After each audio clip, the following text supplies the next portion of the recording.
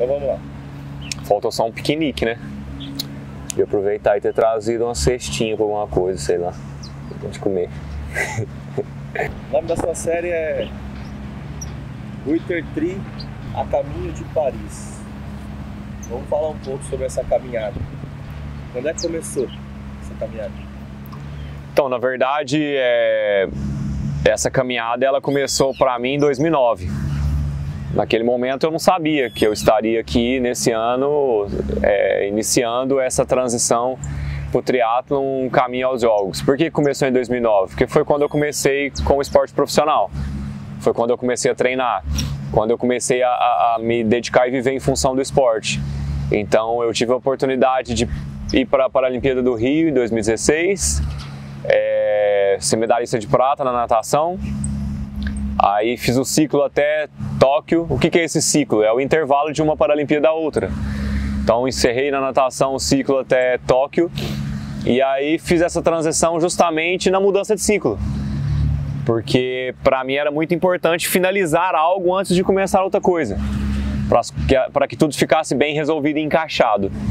Então esse caminho até Paris como que funciona o treinamento nesses 4 anos de preparação. Agora um pouco mais curto por conta da pandemia, né? A Paralimpíada foi adiada, o ciclo ficou um pouco mais curto, mas a ideia é a mesma. E por que nós pegamos um período longo, relativamente? Porque hoje em dia é tudo muito rápido. As pessoas esperam por evoluções e resultados da noite para o dia. E não que isso seja de hoje necessariamente, mas com a tecnologia e tudo muito de fácil acesso na mão, no celular, tudo desenvolvido muito rápido, as pessoas elas tendem a não acreditar no processo, né? Porque o resultado numa mudança dessa não vem rápido. Então tenho aprendido muito, estamos aí beirando 1 ano de treinos e a evolução muito grande e acredito que ainda vai evoluir muito, né? Nós temos muito a evoluir e vai ser o tempo de chegar na minha melhor forma possível em Paris em 2024. Daqui para lá, nós estamos em 2022. Como é que você imagina essa trajetória? Então eu não consigo, eu sempre, por viver na natação e no alto rendimento, minha vida sempre foi baseada em números, resultados calculáveis, digamos assim. E se tem uma coisa que eu aprendi com o triatlo recentemente é que não dá para você calcular muita coisa. Por quê? É uma prova que acontece completamente no ambiente externo. Então você fica sujeito a uma ventania mais forte, a um trajeto com mais subidas ou menos subidas, então isso tudo interfere diretamente na prova. E isso, lógico, né, falando especificamente do momento competitivo, mas isso me traz uma reflexão que de fato naquilo que a gente vive no dia a dia, nós estamos também sujeitos a essas intempéries, né? Então a única coisa que eu tenho certeza é que eu vou continuar buscando. Eu me imagino assim, sempre buscando melhorar. E não necessariamente a melhora ela é calculada, igual eu disse, a minha natação eu só me via melhor quando eu melhorava os meus tempos. O triatlo me permite ver melhora não só em tempo, ver melhora em diversos aspectos. Então hoje eu falo que eu vivo uma lua de mel com essa modalidade, sou apaixonado com os meus treinos, apaixonado com a minha rotina, apaixonado na galera que eu compartilho tudo isso. Muitas coisas, oportunidades se abriram em tudo e a minha certeza é que eu quero levar isso para as pessoas. Tá aí o porquê do canal, tá aí como eu me vejo. Eu me vejo compartilhando constantemente tudo aquilo que eu viver. Fazer treinos difíceis, treinos mais fáceis, mas sempre compartilhando, esse é o objetivo. Porque eu não quero ir sozinho para Paris, eu quero que todo mundo que participa dessa jornada, seja assistindo, seja treinando comigo, seja minha família, todo mundo vai comigo para os jogos, para a gente conseguir alcançar esse resultado juntos. Qual que é a etapa desse caminho que nós estamos hoje? Então, hoje, no ponto de vista técnico, eu encerrei mais um bloco de treinamento, um treinamento de base de volume mais alto. A gente começa num período de aumentar a intensidade agora, estamos bem próximo do Campeonato Brasileiro em setembro. E do ponto de vista que é, acho que o principal, né, daquilo que a gente tem como meta e objetivo, né, aquilo que eu entendi ser o meu propósito, que é compartilhar. Estamos numa ascendente muito grande. Tenho a oportunidade de fazer isso através do Instagram, Ruiter Silva S9, através do canal no YouTube Ruiter Silva, tudo junto a Elabore, que é a nossa produtora que vem acompanhando e gerindo todo esse conteúdo, não só o conteúdo, mas administrando o conceito de marca. Por que isso? Para ser algo de fato organizado e efetivo. Eu comecei várias vezes na minha vida com esse objetivo de querer ajudar as pessoas, querer compartilhar, crescer e tudo, só porque eu estava sozinho. E sozinho eu não consegui. Então eu comecei e parei várias vezes. E agora, aliado a esse trabalho a uma equipe que tira a responsabilidade de eu ter que pensar, criar, ter ideias e tudo, e absorve isso para eles, cuidando 100% do canal, compartilhando muito no Instagram, ajudando e tudo. Eu tenho as ideias, continuo contribuindo, mas eu consigo direcionar muito mais energia para aquilo que de fato é o que eu acredito que seja a base, que é os treinos, que é gerar resultado, que é viver as dificuldades e tudo mais, passar pelas experiências para poder compartilhar elas com as pessoas. Na prática, qual é o caminho? Em termos de competição, classificação? No triatlo ele é um pouco diferente da natação. A natação, basicamente, faltando um ano para o evento principal, você tem que fazer um tempo mínimo e esse tempo mínimo te qualifica. No triatlo funciona numa forma de ranking, né? Existe um ranking mundial, na natação também, mas no triatlo, para você subir no ranking, você precisa de 3 provas reconhecidas internacionais. De hoje até um ano atrás, essas provas sobem para o ranking valendo a pontuação total delas. E de um ano atrás até 2 anos atrás, você também tem mais 3 provas que sobem, 70% desses pontos sobem para o ranking. Ou seja, são 6 provas, 3 100% da pontuação e 3 70% da pontuação. E isso gera, né, os números para ranquear os atletas. E eu, como estou recente, eu estou no ranking somente com 3 provas. Né, porque eu ainda não tenho provas de 1 a 2 anos atrás. Então, por isso, a importância de começar com grandes eventos, participando de grandes competições e pontuando, já visando os jogos. Porque ano que vem, quando eu competir novamente, eu já vou estar no ranking com 6 provas.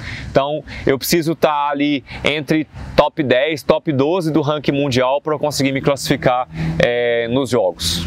É bem diferente da natação, onde você tem 1 ou 2 chances muito específicas que, se você nadar bem ali, você está dentro. O triatlon, ele tem uma caminhada mais longa. Na natação, no começo eu sofria muito com isso, né? Você restringe o trabalho aí de basicamente 3, 4 anos a 1 ou 2 eventos. Isso é muito ruim. Porém, tem um ponto positivo, que eu acho que a natação sofre e peca muito, principalmente na natação paralímpica. Por quê? No triatlon não tem como um atleta surgir do nada.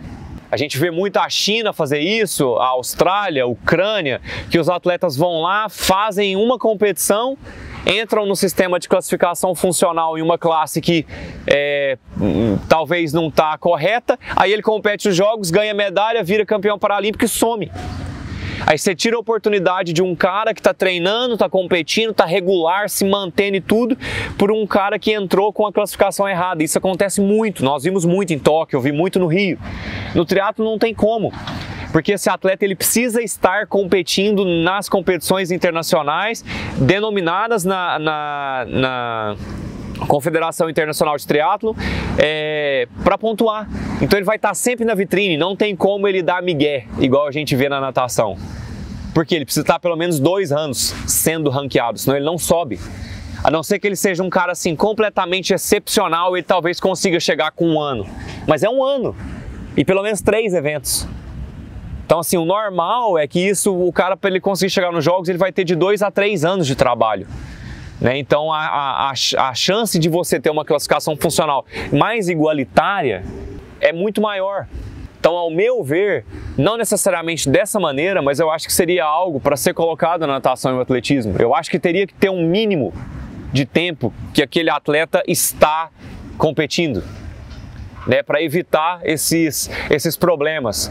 Porque o problema não é só ele entrar e tirar a medalha de alguém, mas o que essa medalha que esse atleta que está há 3, 4 anos competindo, buscando, reflete na vida dele? Ele perde patrocínio, ele perde muita coisa. E aí, se um atleta desse entra, por exemplo, quebra os recordes e depois ele sai, os recordes continuam. Que sentido que faz isso se o atleta estava na classe errada? Então, são algumas falhas no sistema que eu vejo que no triatlon isso não acontece. Hoje você considera que no triatlon a classificação é mais justa? Considero que sim. Assim, é complicado falar porque o triatlo ele não tem a abrangência que a natação tem. O triatlo ele é muito específico o tipo de deficiência que pode participar, então de certa forma é mais fácil. A natação são muito mais classes, né? Só de classes de deficiência física são 10. Então é mais difícil de você alocar isso. Mas eu acredito que deveria ser aplicada essa base, né, de restringir, se o cara, infelizmente, se o cara ele foi classificado internacionalmente faltando um ano para os jogos, infelizmente, não compete, não pode. Ah, mas esse cara tá excluído. Sim, você vai, talvez, eu não diria, eu acho que a palavra excluída não pode ser aplicada, mas beleza, você exclui um, porque você está zelando pelos outros que você tem. Você não inclui um para excluir o restante, isso não é justo. Então eu vejo que essa organização de classes no triatlo ela é muito mais eficaz.